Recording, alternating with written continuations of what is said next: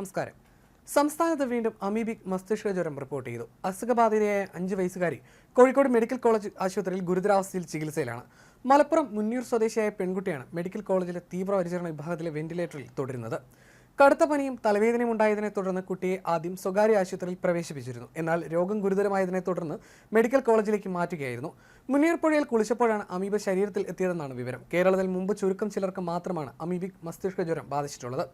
അതേസമയം ചികിത്സയ്ക്കാവശ്യമായ ഒരു മരുന്നും കേരളത്തിൽ ലഭ്യമല്ലെന്ന് ബന്ധുക്കൾ പറഞ്ഞു. സമാനമായ രോഗലക്ഷണങ്ങളുമായി മറ്റ് 4 കുട്ടികളെ കൂടി മെഡിക്കൽ കോളേജിൽ പ്രവേശിപ്പിച്ചിട്ടുണ്ട്. കഴിഞ്ഞ വർഷം ആലപ്പുഴയിൽ ഈ രോഗം റിപ്പോർട്ട് ചെയ്തിരുന്നു.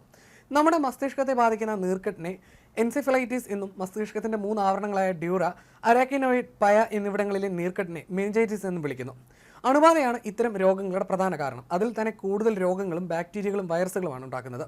മെനിഞ്ചൈറ്റിസ് ഉണ്ടാക്കുന്ന പ്രധാനപ്പെട്ട ബാക്ടീരിയകളാണ് ന്യൂമോകോക്കസ്, മെനിഞ്ചോകോക്കസ്, ഹീമോഫിലസ് ഇൻഫ്ലുവൻസെ, ക്ഷയരോഗമുണ്ടാക്കുന്ന ട്യൂബർകുലസ് ബാസിലസ് എന്നിവ.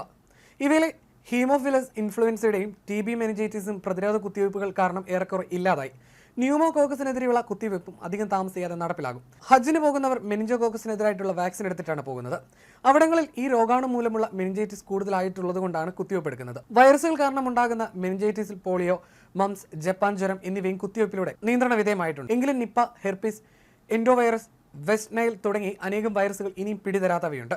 അതിനിടയിൽ പണ്ട് തൊട്ടേ ഡോക്ടർമാർക്ക് അറിയാമെങ്കിലും കൃത്യമായ രോഗനിർണയം പലപ്പോഴും നടക്കാത്തതിനാലോ വളരെ അപൂർവമായി മാത്രം കാണുന്നതിനാലോ ജനങ്ങൾക്കിടയിൽ അധികം കേട്ടുകേൾവില്ലാത്ത ഒരു രോഗമാണ് അമീബ മൂലമുള്ള മസ്തിഷ്ക ജ്വരം. അമീബ എന്ന പേര് നമുക്ക് സുപരിചിതമാണ്. ഏകകോശ ജീവിയായ അമീബയുടെ ചിത്രവും അത് ഇരപിടിക്കുന്ന രീതിയും നമ്മുടെ ക്ലാസ്സുകളിൽ തന്നെ നമ്മൾ പഠിച്ചിട്ടുള്ളതാണ്. സാധാരണഗതിയിൽ അമീബകൾ രോഗമൊന്നും ഉണ്ടാക്കാറില്ല. പക്ഷേ എൻഡമീബ ഹിസ്റ്റോലിക്ക എന്ന അമീബ മനുഷ്യരിൽ വയറുകടി ഉണ്ടാക്കുന്ന ഒരു രോഗാണുവാണ്. ഗുരുതരമായ രോഗങ്ങൾ ഉണ്ടാക്കുന്ന അമീബകളുമുണ്ട്. നീഗ്ലേറിയ ഫൗളേറി എന്നാണ് മസ്തിഷ്ക ജ്വരം ഉണ്ടാക്കുന്ന അമീബയുടെ ശാസ്ത്രീയ നാമം. അപൂർവമായി മാത്രമേ ഈ അമീബയ്ക്ക് മസ്തിഷ്ക ജ്വരം കേരളത്തിൽ റിപ്പോർട്ട് ചെയ്യപ്പെട്ടിട്ടുള്ളൂ. ഇളം ചൂടുള്ള ശുദ്ധജലത്തിലാണ് ഇത്തരം അമീബകൾ കണ്ടുവരുന്നത്. അതുകൊണ്ട് തന്നെ സ്വിമ്മിംഗ് പൂളുകൾ, കുളങ്ങൾ എന്നിവിടങ്ങളിൽ ഇവയുണ്ടായേക്കാം.